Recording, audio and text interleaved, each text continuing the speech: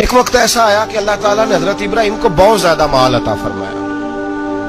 اتنے اونٹ گنے نہیں جاتے، گائیں اتنی زیادہ کہ شمار نہیں ہوتی، بکرے بکریاں اتنی زیادہ کہ شمار، بہت زیادہ مال اللہ نے عطا فرمایا. اور ابھی کچھ عرصہ پہلے آپ پیچھے جائیں نا تو جو لفظ مال تھا وہ روپے پہ تو بولا ہی نہیں جاتا تھا، وہ جانوروں پہ بولا جاتا تھا. بہت زیادہ مال اللہ نے دیا، بکریاں، گائیں، اونٹ، بیل، بڑا کچھ. تو رب کریم نے فرشتوں سے فرمایا کہ واتخذ اللہ ابراہیم خلیلا، ابراہیم میرا دوست ہے.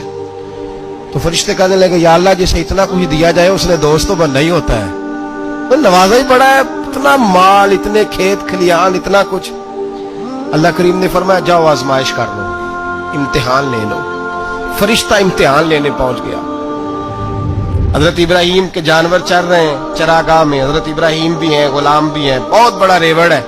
آپ تشریف فرمائے. ایک فرشتہ آیا تو کھیت میں چھپ کے بیٹھ گیا اور بلند آواز سے کہنے لگے سبحان اللہ والحمدللہ ولا الہ الا اللہ واللہ اکبر. اب وہ حضرت سیدنا ابراہیم علیہ السلام کھڑے تھے تو وہ کھیت میں بیٹھ کے تسبیح پڑھنے لگا سبحان اللہ والحمدللہ ولا الہ الا اللہ.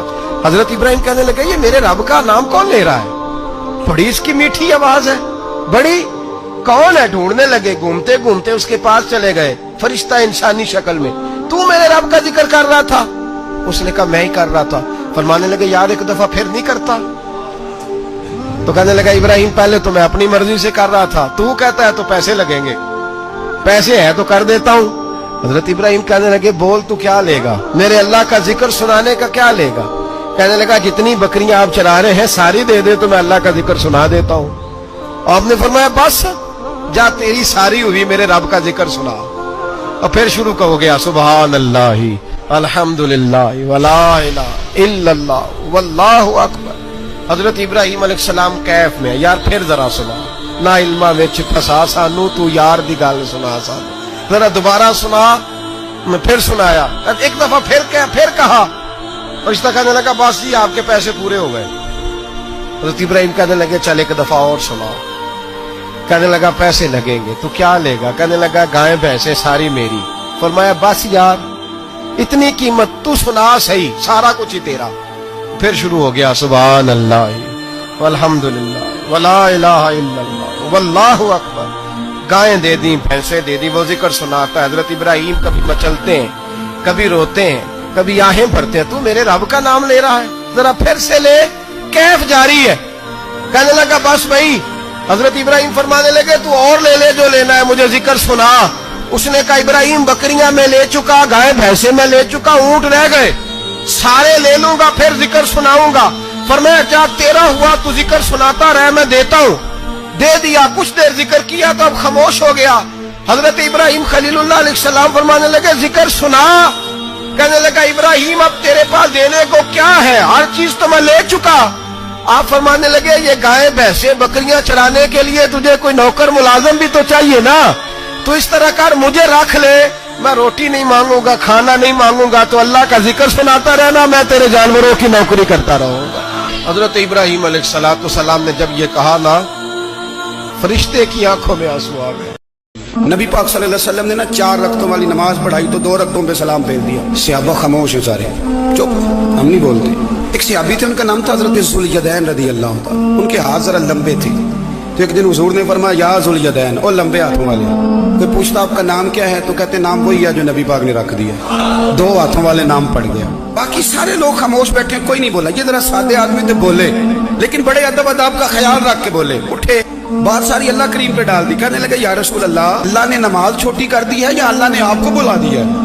تو حضور فرمانے لگے کیا ہو گیا ہے؟ حضور مجھے لگتا ہے آپ نے 2 رکعتیں پڑھائی ہیں. نبی پاک نے فرمایا کیوں بھی ابو بکر کتنی پڑھائی ہیں؟ عرض کی حضور مجھے کوئی نہیں پتا، میں تو پڑھنے آیا ہوں، کو رکھتے کتنی تھوڑی ہے، جتنی پڑھاؤ گے چپ کر کے پڑھ لیں گے. ایک بابا جی بولے، کہنے لگے نماز پڑھا کے میں تیم الویکا، مینو کعبہ بھول گیا آئی، بھول گئیاں نی سب سوم صلاتاں، ایک کو یار دا فکر پہ آئی. حضور نے فرمایا عمر تو بتا کتنی پڑھی؟ عرض کی حضور مجھے نہیں پتا. نا ہمارا مزاج ہی نہیں، اتنی توجہ کون رکھے. اقبال بھی بول پڑے، کہنے لگے اذان تو ازل سے تیرے عشق کا ترانہ بنی، اور نماز تو اس کے نظارے کا ایک بہانہ بنی. عثمان تم؟ عرض کی حضور مجھے کیا بتاؤ. हमारे तो अल्लाह ताला खैर करे, शगीर्द हमें बड़े मशवरे दे देते हैं, मुरीद आजकल बड़े सियाने मिलते हैं, वो पीरों को कई दफा बड़ी बड़ी जबरदस्त स्टोरियां सुना जाते हैं। हुज्जतुल विदा का खुतबा था, खुतबा हुज्जतुल विदा नबी पाक दे रहे थे। 9 ज़िलहज को होता है खुतबा, जुमे का दिन था, ज़िलहज का महीना था, कुर्बान जाऊं सहाबा की गुलामी। हुजूर ने पूछा आज तारीख क्या है, अर्ज की हुजूर नहीं पता। फरमाया दिन क्या है, हुजूर नहीं पता। फरमाया जगह कौन सी, अर्ज की हुजूर नहीं पता। इमाम जुरकानी कहते हैं किसी ने पूछा हजरत अनस बिन मालिक को तुम्हें नहीं पता था? फरमाया पता था। कहा बताया क्यों नहीं? फरमाया हमें क्या जरूरत है बताने की, महीना ज़िलहज का था, अगर हुजूर कह देते मुहर्रम है तो हमने मुहर्रम ही कर लेना था। जो महबूब कह दे, जैसे कह दें जैसे कर दें, जिस तरह वो कर दे। रसूल करीम सल्लल्लाहु अलैहि वसल्लम ने एक सहाबी से पूछा कि हुजूर पक्का नहीं पता, आपको ही पता है, आपके इल्म में है कितनी रकातें पढ़ाई हैं? अल्लाह के रसूल सल्लल्लाहु अलैहि वसल्लम ने ना बार बार पूछा का हुजूर लग रहा है पर सही पता आपको ये कितनी रकातें पढ़ी हैं? आला हज़रत हदीस लिखते हैं तो फरमाते हैं भाई ये सारा कुछ क्या हो रहा है? जब बात तय हो गई तो नबी पाक ने फरमाया भाई 2 ही पढ़ी हैं, मुझे यही लगता है। इस तरह करो, उठो 2 रखते और पढ़े। इमाम अगर भूल जाए ना नमाज में और अगर कोई उसे बता दे तो फिर भी सजदा साफ करना पड़ता है, लेकिन हजरत ज़ुल्यदैन कहते हैं नबी करीम उठे, 2 रकते मुकम्मल पढ़ाई, सजदा साफ भी कोई नहीं किया। फरमाया मांगो दुआ, हो गई है नमाज, कोई सजदा साफ नहीं।